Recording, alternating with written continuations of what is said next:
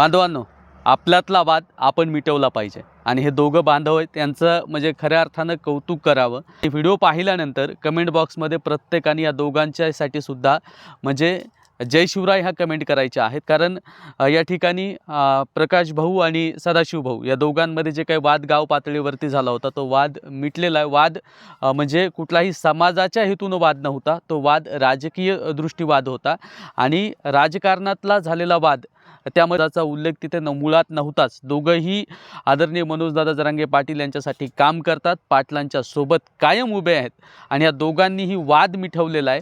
आणि या दोघांसाठी सुद्धा एकदा म्हणजे मला काय बोलावं एवढं कळत नाही, कारण आपल्या लोकांनी आपल्यातले वाद आपल्या गावातला आपल्या घरातला वाद आपापसात मिटवावा हेच संदेश पाटील देतात आणि हा संदेश या दोघांनी मिळून या ठिकाणी गेला आहे। आणि जो काही तो व्हिडिओ गंगाखेडमधला आमदार आल्यानंतरचा व्हिडिओ व्हायरल होतोय तो व्हायरल करणं सोडा, त्याच्यामध्ये काही वाईट कमेंट आपल्या आल्या असतील त्या वाईट कमेंटसुद्धा आपल्या भावासाठी करू नका। व्हिडिओ संपूर्ण महाराष्ट्रभर व्हायरल करा आणि दोघांसाठीही जय शिवराय द्या।